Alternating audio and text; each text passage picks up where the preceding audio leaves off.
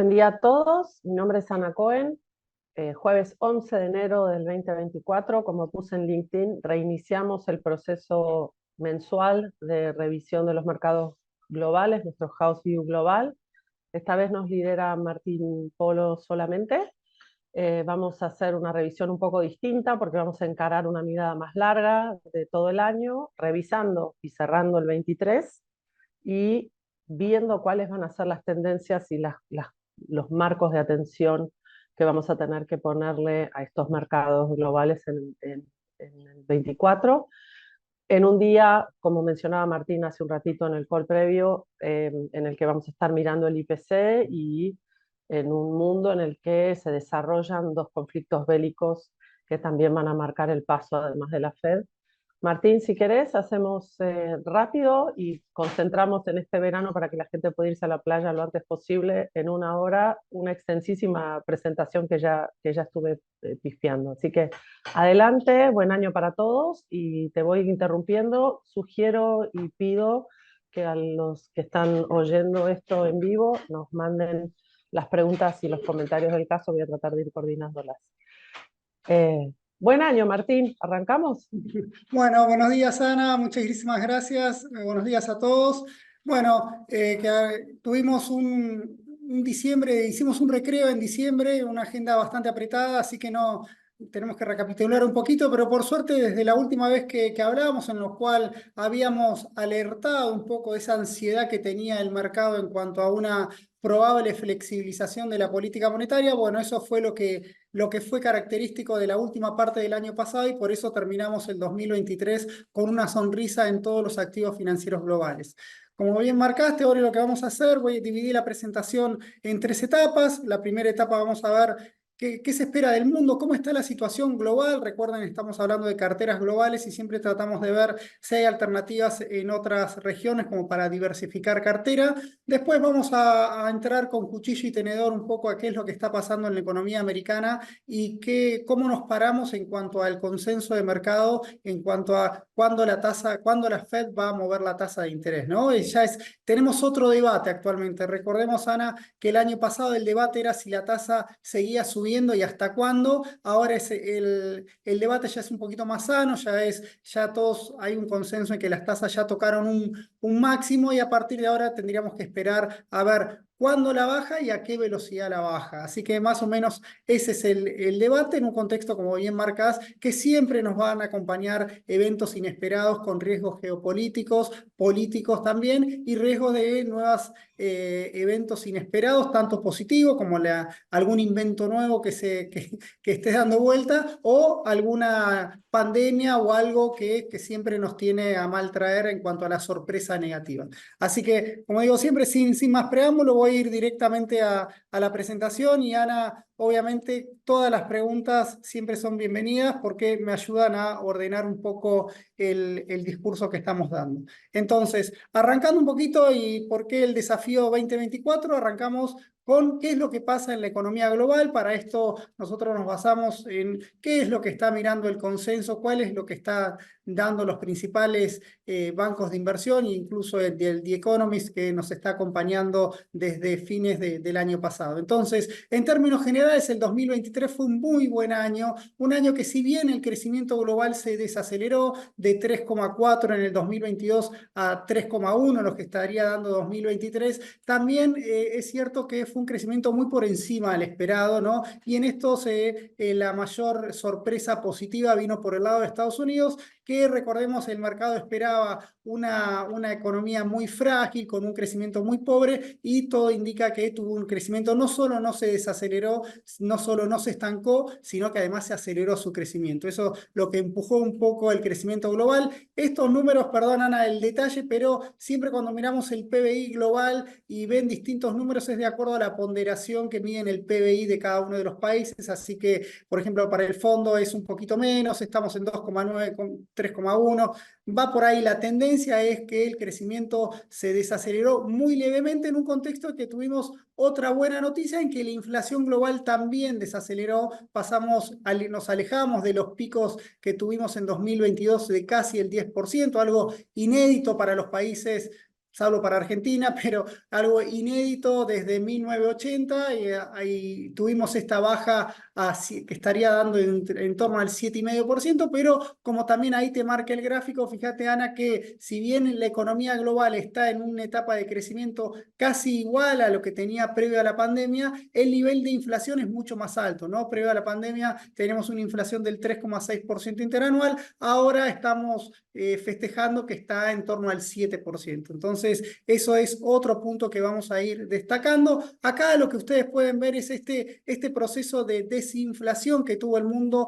fue generalizado en el gráfico de la izquierda. Ustedes pueden ver cómo los países desarrollados la bajaron al 3,2% y las economías emergentes la bajaron al 4,8%. En los dos casos, Ana, ahí fíjate que también está muy por encima al nivel de inflación que teníamos previo a la pandemia, ¿no? Y acá empiezan a surgir un poco lo que nos va a acompañar en lo que resta de todo el 2024, porque el debate un poco entre los analistas es si la batalla contra la inflación se ganó. Y si cuando hablamos de que si se ganó una guerra contra la inflación es, bueno, apuremos a bajar las tasas de interés, ¿no? Eso es un poco la presión no quiero decir el lobby, pero sí como algo que el mercado está ansioso en esperar, en que se comunique, ¿no? Por eso hablábamos de mercados ansiosos en noviembre, Exacto. cuando cerramos el ciclo del año pasado. Exactamente, Ana, porque fíjate el gráfico de la derecha, ahí estoy tomando un nuevo informe que hizo el Banco Mundial e incluso el Fondo Monetario, los dos organismos internacionales, un poco sin decirlo, están alertando o por lo menos tratando de disciplinar a los bancos centrales en que no pequen de ansiosos a la hora de bajar la tasa de interés. Fíjate el cuadro de la derecha, el gráfico de la derecha, como en términos de porcentaje, ahí tenemos muchos países, o fíjate cómo tanto de desarrollados como emergentes, una alta proporción de países que están por encima, con la inflación por encima de su objetivo, ¿no? Entonces esto lo que hace es decir, la política monetaria tiene que ser contractiva para compensar esos efectos. Y acá aprovecho ahí, esto se los vamos a compartir, obviamente como hacemos siempre en un informe más completo, pero el propio Fondo Monetario Internacional en un estudio que hizo de los procesos inflacionarios desde 1970, analizando más de 100 países, llegó a la conclusión que los países por lo general tardan entre 3 y 5 años en volver en digerir todo el shock inflacionario inicial. Digamos, si uno mira todos los shocks inflacionarios que tuvimos desde 1970 a la fecha, uno puede esperar que recién la inflación va a converger a un nivel de equilibrio, a un nivel natural, entre 3 y 5 años más posteriores. ¿Qué es lo que quiero marcar con esto, Ana? O por lo menos que quiere alertar el fondo, que los países que se apuraron en bajar la tasa de interés es probable que tuviesen un rebrote inflacionario años más adelante y eso se costó en crecimiento de largo plazo. Por lo tanto, un poco lo que tratan de evangelizar los organismos internacionales es que asumir el costo de corto plazo de bajar la inflación porque en el largo plazo está demostrado que los países que menos ansiosos son y más disciplinados son a la hora de empezar a hacer una política monetaria más flexible son los que en el largo plazo crecen más. Me recordás a un profesor de NYU que siempre le dice a los empresarios, si vas a provocar dolor en tu organización con un downsizing, con echar gente, etcétera, hacelo un poquito más de lo que lo hubieras hecho originalmente para que el dolor sea ahora y no después tengas que repetir el proceso. Mm. Parece lógico. Sí, es un poco, es decir, nadie quiere quedar en offside, digamos, de estas líneas que ves ahí en el gráfico de la izquierda, que parecen muy elocuentes, ¿no? Parece un tobogán inflacionario. Bueno, ahora vamos a ver esas resistencias, porque recordad que el objetivo de los bancos centrales de todos los países es que las inflaciones estén en su nivel objetivo, porque básicamente se juegan dos cosas. Primero, su credibilidad de política económica y por otro lado, ese nivel objetivo de inflación está asociado a un modelo macroeconómico que es el que le da crecimiento de largo plazo. Por lo tanto, cuando uno no está en ese objetivo, algo mal está funcionando en ese organismo, ¿no? Entonces es lo que hay que ir solucionando. Así que este es Se me una ocurre, primera perdóname, advertencia. Martín, te Sí. interrumpo un segundo, se me ocurre, y no es algo que tengamos que contestar hoy, pero se me ocurre que esto no es necesariamente una buena noticia para Biden, que venía con buenos números económicos y de crecimiento de una inflación, el que no baje la tasa a tiempo puede impactarle a él en sus ambiciones electorales. Lo digo para que lo pensemos después cuando charlemos de temas electorales más adelante en el Sí, año. ahí después vamos a ver lo que está pasando en Estados Unidos, pero la verdad que Estados Unidos acá es el que va liderando todo este proceso porque Biden está pudiendo bajar la inflación con tasas de interés alta y un crecimiento que no aflojó, e incluso que superó esas expectativas y tiene baja tasa de desocupación. Después vamos a ver cuáles son los puntos oscuros de ese crecimiento y que, como vos bien decís, Ana, va a dar volatilidad y se va a jugar bastante en este año electoral.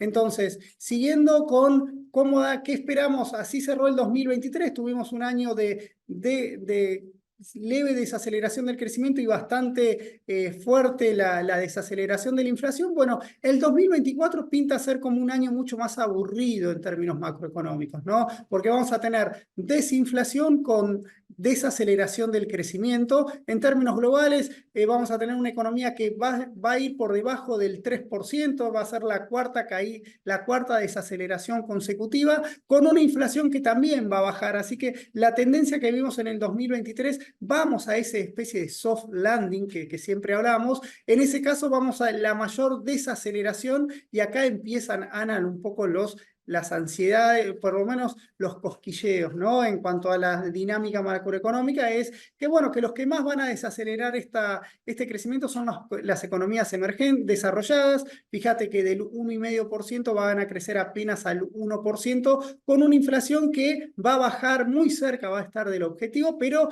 esto, cuidado, ¿no? Llegamos a ese objetivo con tasas de interés altas, ¿no? Un poco lo que dice el Banco Mundial es esto: para poder llegar a estos objetivos y vamos a desacelerar el nivel de crecimiento. Fíjate que todas las economías, incluso cuando vemos este 2,9, Ana, de 3,10 a 2,9, es como que le están haciendo precio, porque vamos a las economías en particular y todo, salvo Europa, todas las economías van a desacelerar bastante su crecimiento. Ahora nos ponemos del punto de vista de la derivada segunda, si querés. Estamos contentos que la inflación está bajando.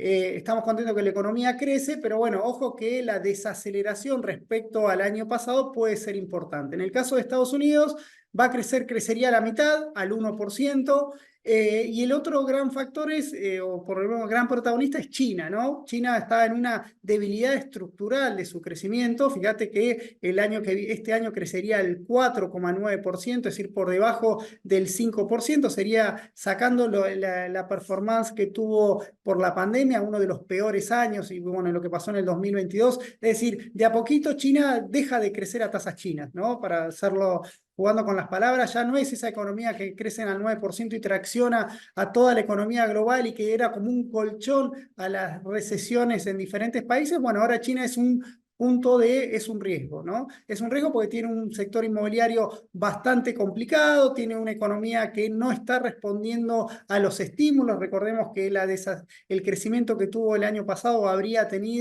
estuvo también con bastantes anabólicos, ¿no? Tuvimos una política monetaria y fiscal bastante expansiva por parte del gobierno chino y bueno, es como que el resultado tiene gusto a poco para todo lo que pusieron, ¿no? Entonces acá lo que está debatiendo el mercado, bueno, esta locomotora china, ¿cuánto más puede aguantar? Y si no es un factor de riesgo para todos, sobre todo también para Europa y Estados Unidos, a lo que también le tenemos que agregar, Ana, no es un dato menor, todos los riesgos geopolíticos que acarrea China, ¿no? Tenemos por un lado su participación indirectamente en la guerra con Ucrania, tenemos el conflicto con Taiwán ahí, y también tenemos el conflicto comercial con Estados Unidos. O sea, China ya es algo que está hinchando, digamos, en la economía global. Cuando uno analiza, siempre está habiendo problemas. Sí. Te agregaría la espada de Damocles que todavía no está resuelta respecto de las cuestiones financieras de sus fondos de real estate y la cuestión crediticia en eso, que Claro. no deja de ser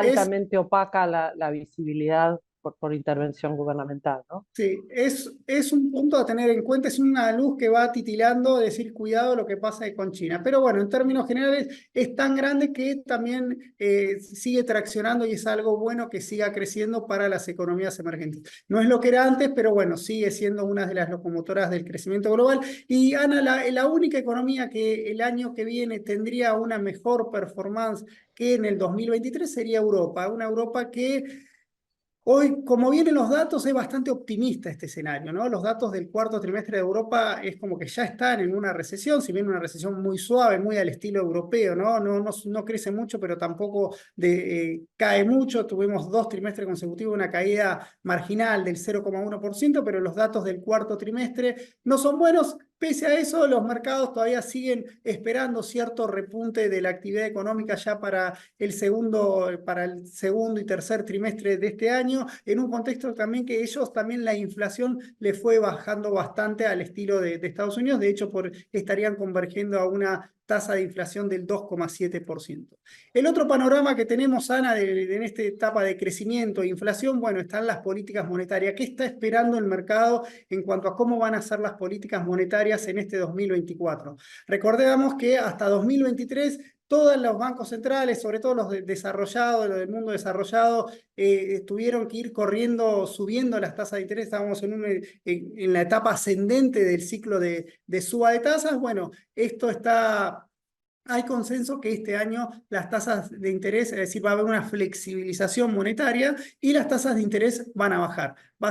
Van a bajar tanto la Fed como la del Banco Central Europeo. El Banco de Inglaterra va a estar un poquito más amarrete en esa política. En el caso de Japón, bueno, es un caso aparte. Japón viene con tasas de interés muy negativas. Bueno, el año que viene la neutralizaría, no haría mucho más ruido con ese dato porque a nuestros ojos es algo raro Japón. No vamos a tener muchos movimientos en materia de tipo de cambio, Ana. Recordad, el año pasado tuvimos una volatilidad bastante alta en lo que fue monedas. El dólar, en definitiva, se apreció contra todas las monedas, pero poquito. Tuvimos un camino bastante zigzagueante. Bueno, todo indica que este año el dólar se va a debilitar. Tampoco es como que vamos a un derrumbe del dólar. Fíjate que contra el euro va a estar levemente en 1,14, hoy está en 1,9, 1,1. Y en el caso del yen se vería una apreciación de 150, algo inédito que llegó a estar el yen japonés el año pasado. Tendría un escenario de apreciación. Es decir, vamos a un escenario en el cual las tasas de interés globales van a empezar a bajar, el dólar se va a empezar a debilitar, pero tenemos una mala noticia para los emergentes que no vemos, o por lo menos el mercado no está viendo que los commodities reaccionen al alza, ¿no? Vos nombraste también muchos factores geopolíticos que siempre golpean las perspectivas de los mercados de commodities. Ahí lo que vemos en los últimos 3 años es que lo que genera es volatilidad, pero no logra vencer la dinámica entre oferta y demanda, ¿no? Fíjate que para este año se espera una caída marginal en el precio del petróleo del 4%, y en el caso de los commodities no energéticos estamos esperando, o el mercado está esperando, una caída del 2%, en el cual tenemos una mala noticia para países productores de materias primas agrícolas como nosotros, es que esa caída del 2% de los commodities no energéticos se va a concentrar más en los agropecuarios, que caerían un 11%. Atento, Caputo y demás, porque acá tenemos si Qué bien no hay casualidad, ¿no? sí, sí, Los precios si de la bien soja eso, subiendo para roguemos que gobiernos peronistas. sí, roguemos que la lluvia no complique la buena perspectiva de cosecha. Bueno, ya lo vamos a hablar en el House View local, pero fíjate, Ana, cómo los granos, en un contexto en el cual tuvimos la guerra de Rusia y Ucrania que sigue dando vuelta, con un problema de comercio en el Mar Negro. Recordemos que Ucrania y Rusia son muy importantes en el mercado de granos, sobre todo Ucrania. Bueno, a pesar de todo eso, los commodities agrícolas el año pasado cayeron un 20%, y este año estarían cayendo un 11%, ¿no? En el caso de los metales es un poquito mejor. Es decir, acá la suerte relativa de Chile es mejor a la de Argentina, ¿no? Porque los metales tendrían una suba del 3,6%. La mala noticia para los países del América Latina y el Pacífico, digamos, estamos hablando de Chile, Perú y Colombia y Ecuador, bueno, es que esta caída, esta suba que tendría el precio de los metales es porque la producción en estos países está a la baja, ¿no? Entonces hay una menor oferta en un contexto en el que la demanda de metales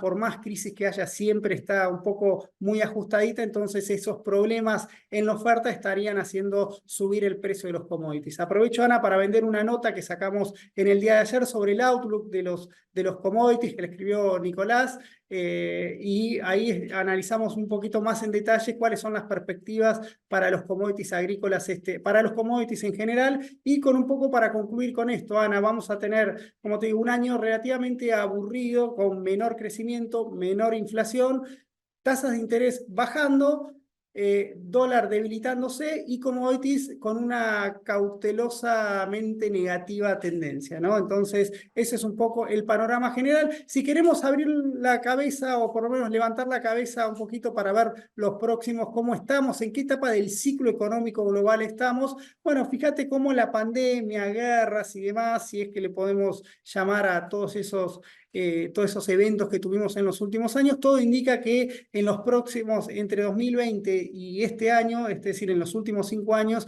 la economía global se pinchó. Es decir, más allá de que creció por encima de lo esperado, pues, digamos, todas esas costillas que fuimos contando, en términos globales, vemos que la economía global está creciendo un 2,2%, que es el menor crecimiento de los últimos 30 años. ¿Quién es el principal protagonista? ¿Quién tiene la culpa, Ana, de que esa barra negra baje por debajo del 3%? Es China, ¿no? Entonces, tampoco nos hagamos los rulos con que todos los países están creciendo muy poquito, porque en definitiva acá era esa locomotora china que crecía al 9%, bueno, ahora está creciendo la mitad y con un riesgo latente importante, ¿no? Entonces, eso es un poco Ahí, Martín, antes de el entrar panorama global.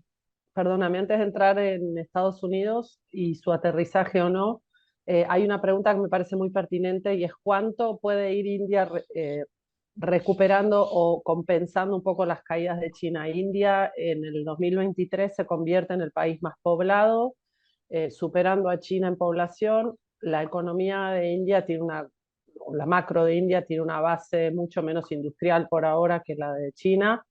Creemos que de largo plazo probablemente esto sí sea el caso de que India vaya, digamos, compensando la falta de crecimiento de China. Nos parece que eso todavía no está, esto porque estuve leyendo yo el tema, nos parece que eso todavía no está madurado del todo. Es una economía muy basada en servicios, etcétera, en tecnología y no tanto en mano de obra manufacturera para compensar todo el desarrollo industrial que el mundo necesita de China todavía. Lo aclaro, me parece que eso es que puede pasar, pero no es de corto plazo. No sé si coincidís.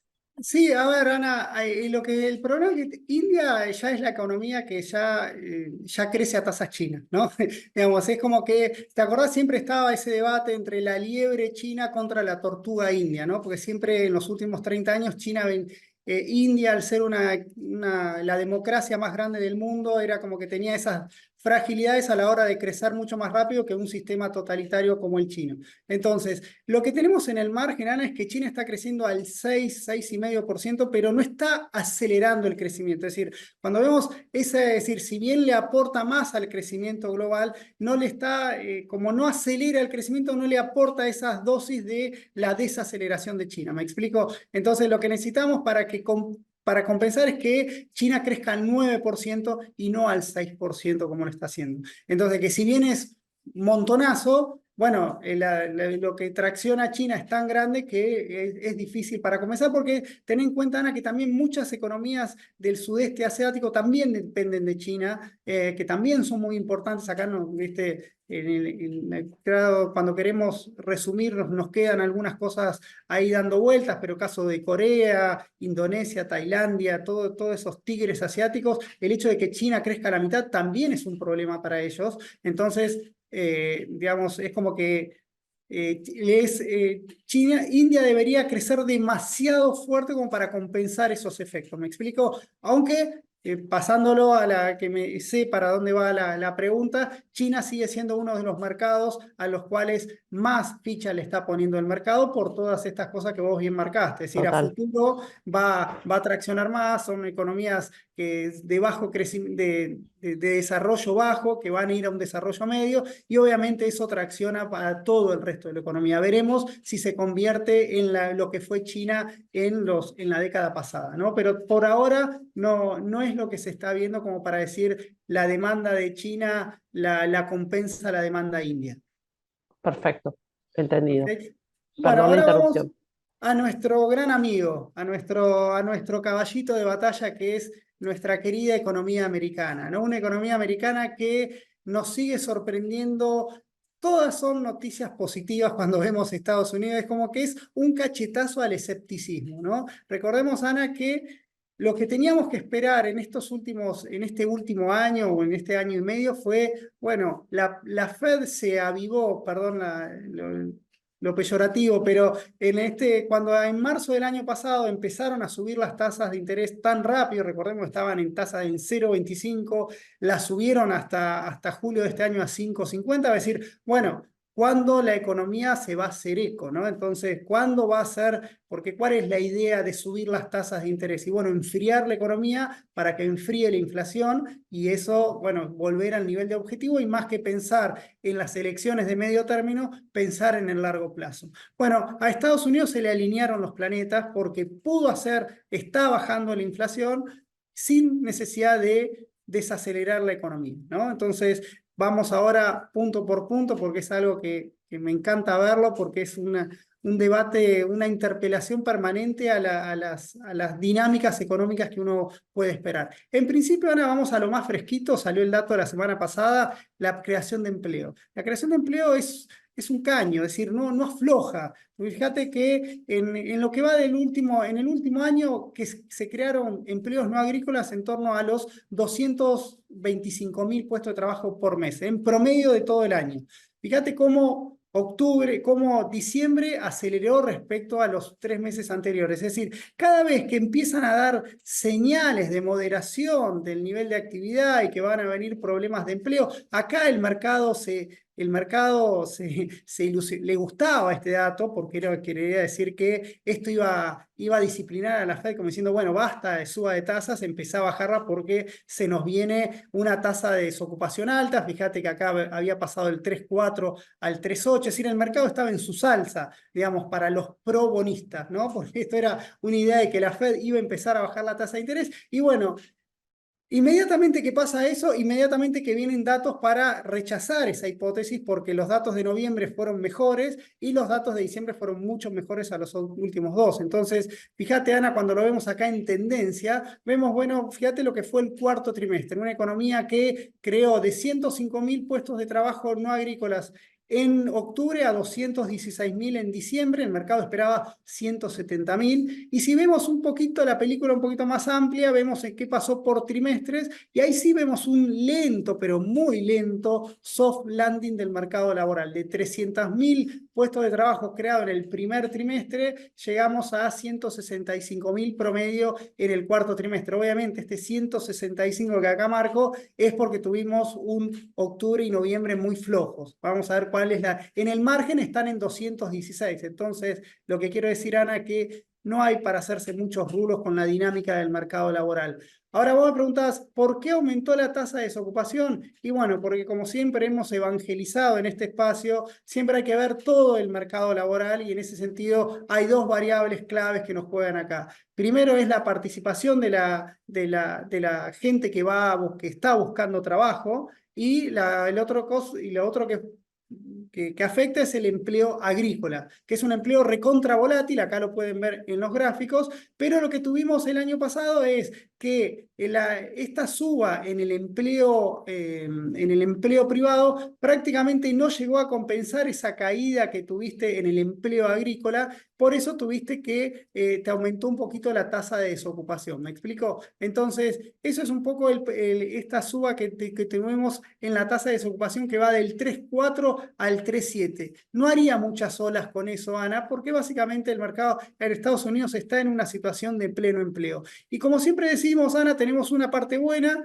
y una parte mala. La parte mala, si querés, o no tan mala, es que los salarios, el hecho de que la tasa de desocupación esté muy baja, bueno, obviamente la demanda laboral siga creciendo, la presión sobre los salarios aumenta. Y fíjate ahí lo que pasó en diciembre, cómo los salarios pegaron un saltito, ¿no? Vamos a, entre comillas, ¿no? Y ya están creciendo al 4, Tienen buenas paritarias, Martín. tienen buena paridad, al 4,10% interanual. Esto es por encima de la inflación.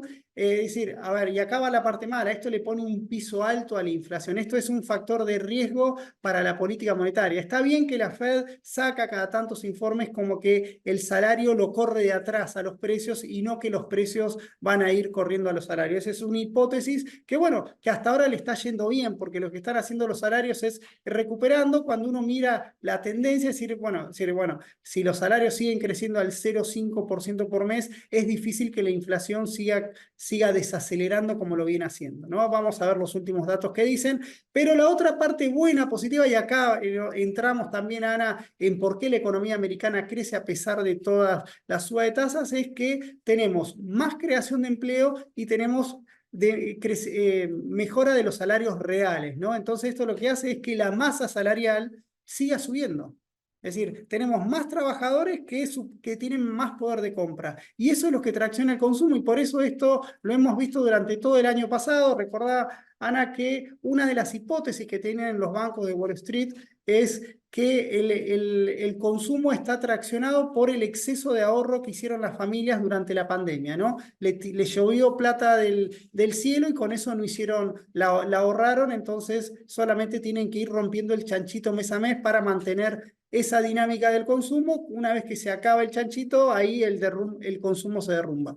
Bueno, esa hipótesis, Ana, está siendo rechazada, o por lo menos no está siendo válida con los últimos datos, porque como te Y si digo, los suelos acompañan, claro, porque el mercado laboral tiene más trabajo y más empleo, perdón, y mejores salarios. Obviamente, cuando uno mira el ingreso personal en el cual los salarios son grandes protagonistas, bueno, el ingreso total de la familia suben y con eso van financiando el gasto. ¿No ves cómo en estas líneas vemos que esta línea no se achica? ¿No? Lo que espera el mercado es que esto se estanque y una vez con esto estancado, el consumo empiece a caer. Bueno, eso es lo que no está pasando y mientras el mercado laboral siga subiendo y la inflación no se acelere, el consumo va a seguir creciendo como lo está haciendo, ¿no? Y por eso acá, bueno, otro dato, Ana, las tarjetas de crédito, la suba de tasa de interés de las tarjetas de crédito en Estados Unidos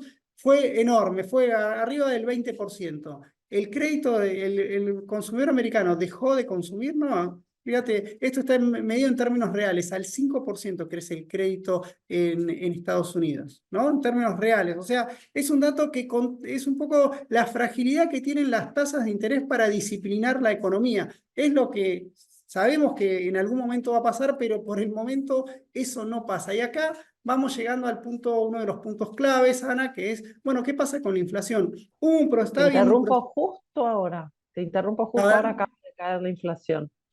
La inflación recuperó su ámbito, está en 3,4 en diciembre después de el cooling down que tuvo en 2023. mira, 3,4%. 3,4 se esperaba un 3,1, o sea, el mensual debe haber dado alto. Bueno, después lo miramos, seguramente le vamos a dar una alerta. Me viene bien para lo que quiero explicar, Exacto. un ¿Qué poco, timing? un poco que lo que venimos comentando todo el año pasado y también por eso decíamos los mercados ansiosos. Cuidado con que esta batalla de la inflación esté ganada, pero hay algunas particularidades que a la Fed le vienen muy bien. Acá, perdón, ahora mi pasión por ver los números de a poquito, pero recordad que tenemos dos indicadores de precios que cuando las diferencias se amplían nos obligan a estudiarlas. Por un lado es el IPC que acaba de salir ahora, y por el otro lado está el que sigue la Fed, que en definitiva es el que define la política monetaria, que es el PCE, son dos indicadores de precio distintos. En el mediano plazo deberían coincidir, pero son distintos, y el hecho de que sean distintos hacen que tengan resultados distintos. Y si no me creen, Bueno, acá tenemos los datos que pasó en el último año. Siempre el IPC, o por lo menos el último año, el IPC estuvo persistentemente por encima de lo que daba el PCI. Sobre todo, fíjate, Ana, lo que fue en noviembre. El PCI tuvo una deflación de 0,7%, incluso profundizó esa caída respecto a octubre, mientras que acá ya cuando si yo hubiese dado el house view en diciembre, se hubiera marcado, che, la inflación se está acelerando de nuevo, más allá que el mercado le gusta ver la interanual, algo que ya le hemos dicho al cansancio de que está mal mirarlo así. Pero bueno, dentro de ese coso veíamos como un repunte, un rebrote inflacionario. Muy poquito, tampoco seamos tan exagerados, pero hubo un repunte, pero el PCI le trajo mejores noticias a la Fed. Y si vemos mejor aún, es lo que pasó con la Core. Fíjate, Ana, cómo el IPC Core acá venía subiendo con bastante fuerza, es decir, no aflojaba del 0,3% mensual. 0,3% mensual, Ana, eso es un 4% anualizado, más o menos. Por lo tanto, estábamos muy lejos del objetivo de la Fed, ¿no? Si se mantiene todos los meses, en 12 meses esta dinámica. Entonces, ahí el mercado, por eso nosotros decíamos ansiosos, ¿por qué las tasas están bajando tanto? Si la inflación sigue estando en niveles relativamente altos. Bueno, el PCI fue un cachetazo a esa hipótesis porque dio prácticamente nulo. O sea, tampoco se aceleró, incluso se cayó. Y esto es lo que permite acá, hay una cuestión metodológica que ahí las explico. Uno es una canasta fija, otro es una canasta variable y después la ponderación de los servicios es diferente. Y sobre todo lo que pesa menos en el PCI, no me quiero extender, Ana, porque estoy en tiempo, pero pesan menos los servicios. Y dado que los servicios están teniendo una dinámica inflacionaria mayor a la de los bienes, es lo que hace que el PCI caiga menos. ¿Y por qué digo esto? Porque básicamente lo deja mucho más cerca a la Fed de su objetivo. Fíjate que estamos hablando de una inflación core en torno al 4% interanual, pero la que mira la Fed, que es el PCI core, es del 3,2%. Entonces tiene un 25% del trabajo ya hecho, tiene que llegar al 2%. ¿No? Está mucho más cerca, eso es lo que quiero decir, ¿no? Entonces, esa es una dinámica en la cual Powell festeja y por eso es que la Fed, a pesar de estos datos de inflación que marcaban el IPC, con el PCI adentro, la Fed hizo su nuevo dot plot, en el cual bajó las estimaciones de inflación. Por eso quiero ir acá, perdonad que me apure con esto, quiero ir acá. Estos buenos datos de inflación dieron, fíjate cómo le cambió la película a la Fed. Siempre veníamos criticando a la Fed cómo tiene que ajustar sus proyecciones de inflación al alza y las de crecimiento al alza, y de la de crecimiento a la baja. Bueno, lo que pasó el año pasado, sobre todo en la segunda parte a partir de septiembre, es que corrigieron a la baja la inflación y corrigieron al alza el crecimiento, ¿no? Esto lo vemos acá. Y esto es lo que el mercado festejó. ¿No? Porque cuando hace esto, Ana, esto no cae del cielo. Si la Fed te está diciendo esto, obviamente que las tasas de interés empiezan a tener una reacción. Es decir, si la Fed está viendo esto, algo va a tener que hacer con las tasas de interés. Y acá está lo que hizo. Por primera vez desde 2002, que venía subiendo la expectativa de tasas de interés. Recuerdo el mercado decía, bueno, la va a dejar en 3, no, después la va a dejar en 4, en 4,5. Bueno, llegó hasta que incluso este año tenía en carpeta una suba más de tasas. Recordamos que tenían que llegar a 5,75. Con esos datos de inflación que les acabo de mostrar, la Fed decidió no solo dejar de subir la tasa, sino que empezar a prever que va a bajar la tasa de interés, que es lo que hizo para este año. Fíjate que del lugar de 5,7 la dejó bueno, acá 5,40 porque es en promedio, pero se quedó quieta. Y para el año que viene la estimó ya en una baja del 4,6, que les llevaría al 4,5, al 4,6, 4,7%. Y acá tenemos un problema, Ana, el exceso de optimismo.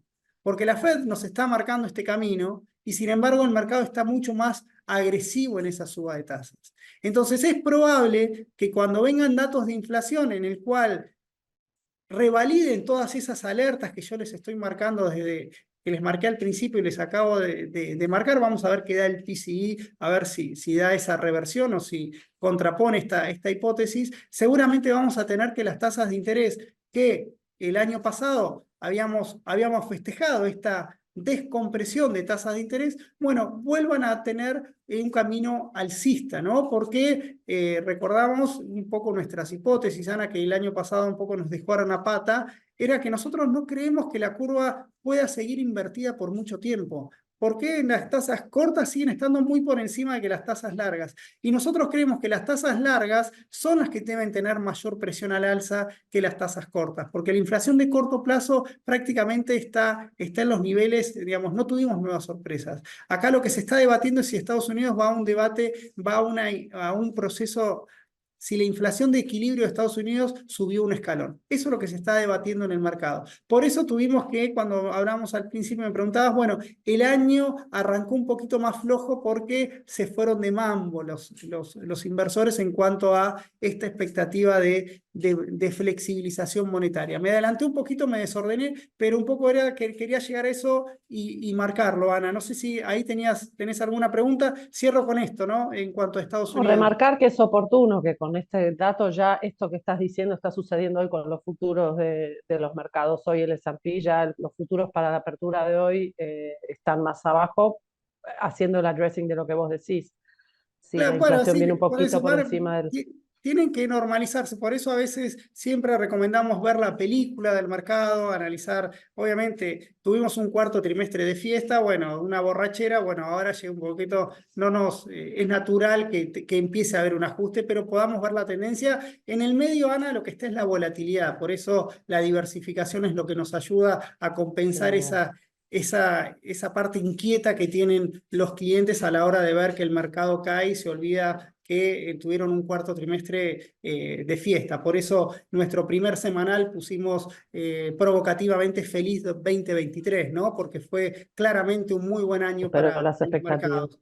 Pero, Ana, antes que termine con Estados Unidos, quería marcar esto como las estimaciones de crecimiento del cuarto trimestre recién la vamos a tener a fin de enero, pero bueno, nuestro gran amigo que es la Fed de Atlanta y saca su nowcast siempre tan certero, fíjate cómo se aceleró la economía en el tercer trimestre, creció casi al 5%, algo que lo veníamos incluso Ana, fíjate que lo seguro que lo que le creemos y la queremos a la Fed, porque cuando creció al 5%, el mercado venía que iba de un consenso que iba a crecer al 2%, ¿no? O sea, el método es bueno, por eso lo revalidamos y por eso lo usamos, ¿no? Para este trimestre, para el cuarto trimestre están esperando un crecimiento del 2,2%, bastante fuerte. Ahí, si querés, Ana, lo que haría esta desaceleración gradual de crecimiento es la parte de inventarios, porque si vemos el consumo, la inversión y el gasto están teniendo un buen dinamismo. Y la última de Estados Unidos, y un poco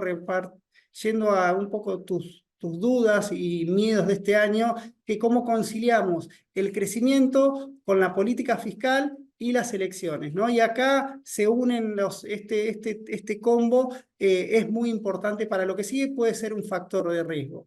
Como les venía comentando, la política fiscal en Estados Unidos con Biden fue muy expansiva. Bueno, también lo fue con Trump, ¿no? Por eso tuvieron un déficit fiscal tan grande, ¿no? Fíjate cómo en lo que va del año pasado, creo que se los había mostrado la vez pasada, cómo, bueno, no los quiero marear, pero el componente del gasto público fue un gran protagonista del crecimiento, del buen crecimiento que tuvo la economía en 2023, ¿no? Es decir, fue un protagonista, es decir, el gobierno federal y para abajo todos gastaron más, todos le pusieron más plata a la economía, por eso tuvieron una contribución positiva al crecimiento. La contracara de eso es que el déficit fiscal aumentó, ¿no? Fíjate, tuvimos un déficit fiscal, un resultado primario mucho más negativo y al mismo tiempo tuvimos aumento de las tasas de interés, el costo de financiamiento. Entonces, esto es otro factor de riesgo porque consideran que desde el punto de vista económico, y es porque Estados Unidos en un año electoral y tiene que hacer un ajuste fiscal, ¿no? ¿Lo hará? No, no creemos que lo hace. Bueno, si no lo hace, el déficit fiscal va a seguir creciendo. Y si el déficit fiscal sigue creciendo, la deuda va a seguir subiendo. Y recordá, Ana, que durante estos últimos 2 años, e incluso a Trump también le pasó, cuando aumenta el déficit y aumenta la deuda, tiene un techo que el gobierno se lo tiene que autorizar. Y entonces En un año seguramente vamos a tener, politizado. claro, seguramente vamos a tener eventos con un Congreso tan parejo, incluso más pro-republicano que demócrata, probablemente tengamos estos episodios que llegamos al límite de la deuda, tenemos que volver a subirlo, no se ponen de acuerdo en el Congreso y ahí tenemos una semana de un shutdown y que un poco inquieta al mercado. ¿Cómo se traduce eso en el mercado? Y bueno, vamos a tener rendimiento de los bonos del Tesoro al alza. Más allá de la batalla contra la inflación que estábamos hablando de la Fed, este es un factor de riesgo alcista de los rendimientos. Es decir, es una mala noticia para los bonos del Tesoro, ¿no? Y es una mala noticia que lo obliga a que cuando tenga que hacer el ajuste fiscal sea más duro. ¿Por qué? Porque tenemos un nuevo protagonista en Estados Unidos, que son la carga de intereses que tiene que pagar Estados Unidos por esa deuda. Tenemos más deuda y a tasa de interés mucho más alta. Resultado, el pago por intereses pasa a ser el principal gasto del tesoro en total, ¿no? Nos Entonces, suena, ¿no? Eso, de algún otro lugar del mundo. sí, más o menos, por lo menos ellos tienen tasa del 5, ¿no?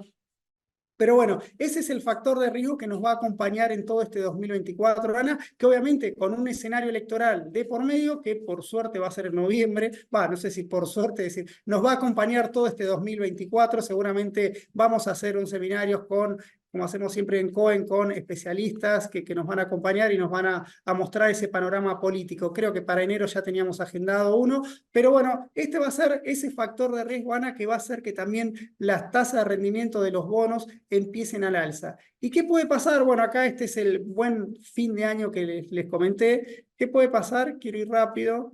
Es esto. Nosotros tenemos carteras globales bastante concentradas por el perfil de cliente latino, mucho más concentrada en la renta fija, porque lo que quiere el cliente es reducir la volatilidad, ¿no? La incertidumbre. Entonces la renta fija, más allá de que la renta variable fue un caño, digamos, fue lo mejor que hubo y es lo que le aporta más rentabilidad a nuestras carteras, siempre el gustito por la renta fija es lo que siempre pesa. Bueno, y acá nuestras alertas, ¿no? Porque acá tuvimos, si bien el mercado hay un consenso que este va a ser el año para los bonos, producto de que las tasas de interés van a bajar, obviamente va a ser un camino accidentado y el mercado va a ir evaluándose la velocidad y el timing, si va a ser en marzo, en mayo, en junio, vamos a tener esa volatilidad, pero en términos generales parecería ser que va a ser un año bueno para los bonos, producto de esa bajada de tasa de interés, y en cuanto a las acciones, podría ser un año un poco más amarrete, producto de esta desaceleración que tendría el nivel de actividad acompañado por la desaceleración de la inflación, que si cuando ahora nos pasamos de la macro a la micro, para las acciones, para las ventas de las acciones, para la venta de las compañías, no es algo bueno, porque nominalmente las ventas van a perder impulso, ¿no? Entonces, ahí va a ser clave que para que las acciones sigan subiendo, las tasas caigan un poquito más rápido, ¿no? Para descontarlo a una tasa de interés más baja. Entonces, en términos generales, el view de este 2024, Ana, es que para los bonos tiene más justito a oportunidad y en cuanto a las acciones, un poquito más amarreta, siempre siendo selectivos porque las sorpresas siempre están a la orden del día, ¿no? El año pasado, la verdad, no fue fácil para las acciones, con muchas comillas, ¿no? Solamente China fue la que desentonó a nivel global, que fue la bolsa que cayó al 20%, pero todas las bolsas subieron, tuvieron un excelente desempeño, y en Estados Unidos también todos los sectores traccionaron. Obviamente que no podemos dejar de decirlo, Ana, las tecnológicas o las 7 magníficas fueron las grandes protagonistas, pero lo que quiero marcar, que también lo comentamos en diciembre, en noviembre, digo, es que en la última parte del año es como que este rally del mercado fue mucho más democrático, ¿no? Porque subieron las values, subieron las growth, subieron los sectores defensivos, los más agresivos, todos subieron. Es decir, fue un rally que, a diferencia de principios del año pasado en el cual se concentraba en las tecnológicas, bueno, acá fue un rally mucho más homogéneo y por eso todos los índices de renta variable americanos terminaron con un buen 2023. Acá, bueno, perdónenme que les agregué un poquito las últimas ruedas de 2024, ¿no? Pero no pasó nada raro más allá de cómo termine el día de hoy. Y con esto cierro, Ana. Un poco acá tienen la dinámica de los commodities que, digamos, obviamente acá un poco, Ana, no sé si subestimar los riesgos o decir qué es lo que pasa, pero acá fíjate cómo lo que pasó en el precio del petróleo, en el cual tuvimos estos eventos tan desagradables que fueron estos atentados allá a principios de octubre en Israel, que eso parecería que el precio del petróleo íbamos a una nueva escalada en Medio Oriente y que eso iba a hacer subir mucho el precio del petróleo. Bueno, el conflicto continuó, se agravó, bueno, veremos, por lo menos no se extendió a toda la región, pero siempre vemos temas en cuanto a la comercialización del crudo que pasan por ese mar y que los atacan y demás, pero bueno, la realidad es que el petróleo el año pasado no se movió, no volvió no superó los 90, los $100 el barril y está lateralizando en torno a los 75, $80 el barril y creemos que es lo que va a ir compensando, porque pensaba que también la OPEP, si bien es la gran protagonista del mercado, bueno, cada vez su peso es cada vez menor, ¿no? Entonces, al tener nuevos actores como Estados Unidos, que viene con una producción creciendo tan fuerte, más allá de todas las peripecias que hay en cuanto al cambio climático y esta nueva agenda y la agenda climática, cómo se asocia al desincentivo a producir crudo. Bueno, cuando vemos la oferta y demanda global, el crudo sigue permitiendo, el aumento de la producción sigue permitiendo que los precios del petróleo estén bajos y es un poco también lo que ayudó a Estados Unidos a bajar un poco la inflación, dado que el precio de la nafta ya también aflojó bastante. Entonces eso es una buena noticia y con esto cierro, Ana, no quiero dejarlo abierto a preguntas. Pero bueno, acá en nuestras carteras nosotros tenemos, obviamente esto no es que con esto quiero evangelizar qué es lo que tienen que hacer, cada cliente tiene a su asesor comercial para preguntarle, y yo acá lo que hago es simplemente bajo un marco conceptual de una diversificación sectorial entre acciones y bonos, es decir, al que quiere ser más agresivo o más conservador, lo que cambiamos es el porcentaje del segmento de acciones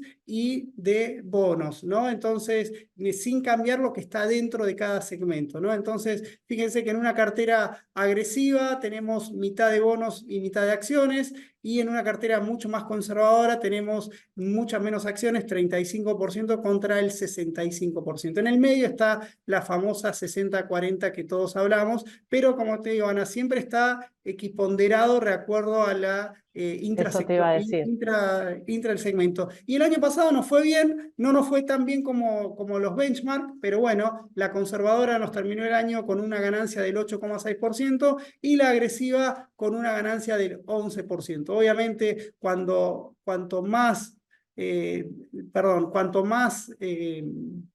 acciones le ponemos a la cartera, lo que fue el año pasado, es lo que más rentabilidad nos daba, porque recuerden que las Te acciones... rompe cualquier comparación el Y año claro, pasado. los índices tuvimos que subieron desde el S&P, que subió un 23%, al Nasdaq, que subió casi un 50%, ¿no? Entonces, Habría que ajustarlo por volatilidad también y cuán bien duermen los clientes en estas carteras respecto de meterse en sí, el S&P. digamos, ahí nosotros ahora estamos en el blog, el equipo de Sergio estamos publicando estas particularidades que tiene el mercado, ajustando las rentabilidades a la volatilidad, al riesgo, y también sacan cosas interesantes, lo inventamos a que lo visiten en el blog porque son algunas cuestiones más no tanta de la historia como cómo vamos asociando lo macro al resultado del mercado, pero bueno, todo lo que tiene que sufrir, si querés, un cliente a la hora de ver esa volatilidad que tienen las acciones. Así que, Ana, creo que con esto estoy abierto a cualquier pregunta o tratar de hacerlo lo más claro posible. Sorprendentemente, Martín, no tenemos preguntas. Me da la sensación de que los clientes están desayunando todavía y en ritmo enero. Te fui haciendo las pocas preguntas que teníamos. Me quedo entonces con la aclaración de esa última diapositiva y me preguntaba más que nada si van a ser unos meses difíciles para los bonos soberanos. Si en esto de reconstruir la cartera post-rally del S&P en términos de fixed income, ¿ves más high yield o más investment grade? ¿Y cómo lo plantearías vos para el tipo de las carteras? Porque lo pusiste ahí, pero está bueno Sí, verbalizarlo. bueno, mira, nosotros para la parte de bonos tenemos algunas cuestiones a favor, que es, bueno, que las tasas de interés empiecen a caer, ¿no? Ese es el título general. Pero no todas las tasas de interés van a tener la misma dinámica. Recordamos que algo que a nosotros nos incomoda mucho es la curva invertida, que las tasas largas estén por debajo de las cortas. Y en un contexto en el cual la economía no se derrumba, ¿no? Son las tasas largas las que tienen que ir a buscar a las tasas cortas y no viceversa. Que es, quizás ahí estamos en contra del view de un JP Morgan de este mundo, que ellos creen que va a haber una sorpresa muy negativa en el crecimiento y por eso las tasas se van a derrumbar, las tasas cortas se van a derrumbar y va a caer la inflación abruptamente, incluso se animan a decir que va a estar en el 2%. Nosotros nos ubicamos en un escenario mucho más cauteloso en que, cuanto a que el crecimiento va a ser alto, va a ser alto, no vas a tener recesión, vas a crecer al 1, 1,5, no estamos acá proyectando nada, simplemente lo que vemos del consenso y también viendo el pifie que tuvo el consenso, ¿no? Si vos me preguntás a mí, en lo personal es lo que más miedo le tengo, porque es la única variable que todavía no me reaccionó a la suba de tasas. Digamos, subiste las tasas de interés, subieron, digamos, la inflación bajó, pero el crecimiento no lo hizo. Y entonces es algo que debería darse. Vamos a ver a qué velocidad se Bien, hace. Entonces, bien. en ese sentido, creemos que todavía no es momento de alargar duration para la parte de bonos. Y dentro de Ok. este subtítulo alargar duration, obviamente los investment grade ahí le están un poquito más pesados, porque son de duration más largo, y si vamos a un escenario mucho más volátil, los spreads se comprimieron mucho, mucho. Entonces, como que no Ujú. vale la pena pagar ese spread por un instrumento más riesgoso. ¿Me explico? Entonces, Ok, en ese sentido, si tuviese que ir, me mantendría en la parte corta de los bonos del tesoro hasta 5 años dentro perfecto. del marco general.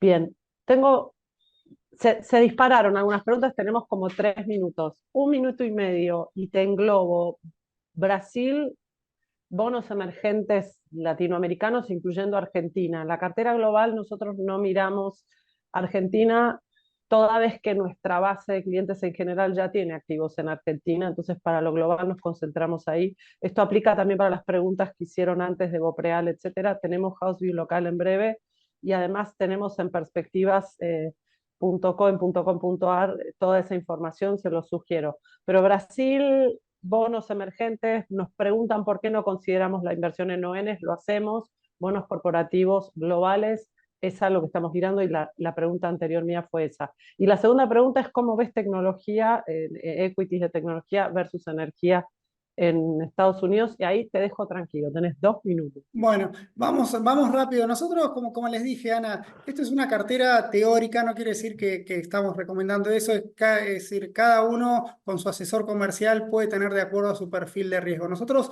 los bonos emergentes no lo puse en ese cuadro porque nos parecen, son mucho más volátiles para el perfil de clientes que nosotros tenemos. Cuando uno lee hay consenso, cualquier consenso que uno ve de todos la gente que sabe mucho de todos estos temas, los dan como el bonos emergentes en moneda extranjera son los más apetecibles, ¿no? Como para aprovechar esta tasa de interés, el hecho de que, a ver, si todos creemos que la economía va a ir un soft landing, nos abre el arco para todo, porque básicamente los riesgos se reducen mucho. Entonces, el riesgo que tienen los emergentes es que vos tengas un flight to quality, que las monedas se devalúen mucho, y bueno, y los bonos obviamente caigan. Pero si mientras estemos en este modelo constructivo, los emergentes siguen siendo oportunidad, ¿cómo que no? Sí, seguramente.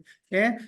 Y después, a la otra pregunta es tecnológicas versus energéticas. Bueno, a nosotros las energéticas mucho no nos mueve, digamos, dada la experiencia que tuvimos el año pasado, cómo nos quemamos con las energéticas, no nos parece un momento de subir la cartera, salvo que si uno tiene una perspectiva de que el conflicto geopolítico en Medio Oriente se va a disparar y va a haber nuevos problemas, seguramente el precio del petróleo tenga esa volatilidad y las acciones energéticas puedan subirse a ese caballito, ¿no?